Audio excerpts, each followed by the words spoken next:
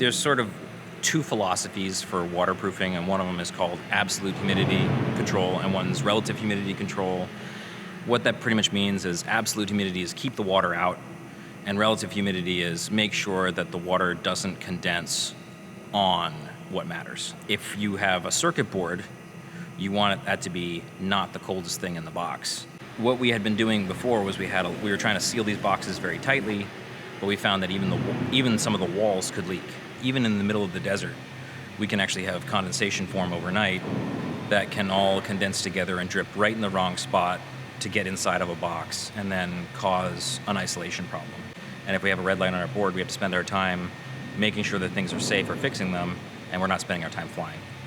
So this breather is kind of interesting. It's made out of something sort of like Gore-Tex, where the water vapor can come out, but you can actually put this underwater and liquid water won't go through it. So we have a waterproof box, but the thing with electronics is that they make heat. And so as they make heat, the air expands. And as the air expands, it has to go somewhere. And if you don't have a breather there, you have to make sure that you can hold all that pressure inside the box. The problem is we have to manage what happens when the cold air comes in the box at the end of the flight, because sometimes it can have some moisture with that. And that's why we have little desiccant packets. At the moment, what we're trying to do is make sure we can leave the thing out in the rain and that we're good for the next flight. That's kind of the level of what we're working on. But yeah, there's some interesting stuff we can do long term. If you want to leave the thing out for months and years, like that's next level, yeah. This cover has a whole bunch of features that we ended up not using, that we were taking out, and then we're left with this. Having it made out of aluminum meant that I could get the same strength out of thinner walls, and the aluminum is about 10 times the tensile strength of plastic. So we can make the walls a lot thinner and still have a box that was a lot stronger. It's also all made out of aluminum, which conducts heat. So the circuit board inside runs about 10 degrees cooler on the test that we just finished today than the one that was inside of plastic. So in crosswind 03 and 04, the tail servos were some of the hottest components. Tail servo controllers, that's this. So this being 10 degrees cooler means that our hottest component, one of our hottest components, is not our hottest component anymore. So that actually helps us out a little bit. When the kite is up and up on the perch and the pylons are facing up, this is the lowest point on the pylon.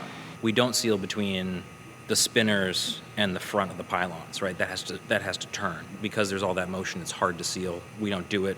We probably could if we wanted to, if we knew that it was important, but again, that's not our biggest problem right now. So what we're doing is we're saying if water gets in through some of these spots, how do we make sure it has a place to get out?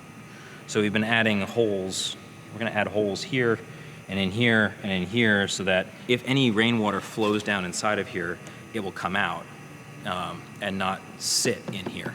There are ways that you can do a hack on one, right? Like putting aquarium sealant around some of the motor controllers, like seems simple. When you have 8 motor controllers on a kite, doing it 8 times gets tedious, right? And if we do that for hundreds of kites or thousands of kites, it goes beyond tedious. It just gets like obnoxious and expensive, right? So trying to get the right gaskets or the right seals in there the first time that are easy to do every time and be right every time, that's the kind of stuff that I'm trying to work on. That's one of the things I was showing with the new servo box, right? That's an off-the-shelf O-ring. It's like 100-year-old technology.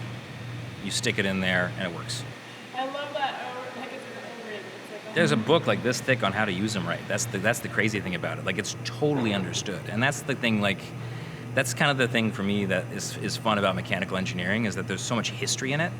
Like, a lot of this stuff was like figured out by our grandparents or people even older than them. And like, just going back and learning the lessons, for me, is really interesting.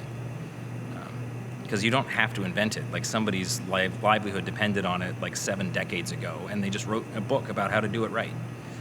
Finding those books is sometimes hard, but there's a lot of things that are already solved problems, and then it's just a matter of getting it in time, and that's the hard part. Cool. So there's a lot of people who worked on all of this stuff, and I want to make sure that we like give them all credit for things like. There's a bunch of designers that have worked we had consultants that designed some of our electronics enclosures in the beginning, and they had to get them done really quick in time for our first crosswind. We've had all sorts of people that have been building up multiple motor controllers. I was talking with Laser about how to do a pressure check to try and find where the bubbles would come out by either putting soapy water over it or putting it into a bucket. He bought the parts and got some great video of that. So I want to thank him for that. Actually, one other thing I wanted to show you is the purple box, which was something that Sophie and I put together, where we were using solvent to try and actually melt the plastic together a little bit to act as a primer so that we could get a better waterproofing seal. So that was just like a parking lot project that we did. And then, the people being meticulous, like Rocket, who just has been patient in putting these things together, and Laser, who has been patiently teaching and learning and putting things together himself, and just all the other people who are involved. I wanted to say thank you to all of them, because this really is a group effort, because water comes from everywhere, and so it takes everybody kind of looking out for it.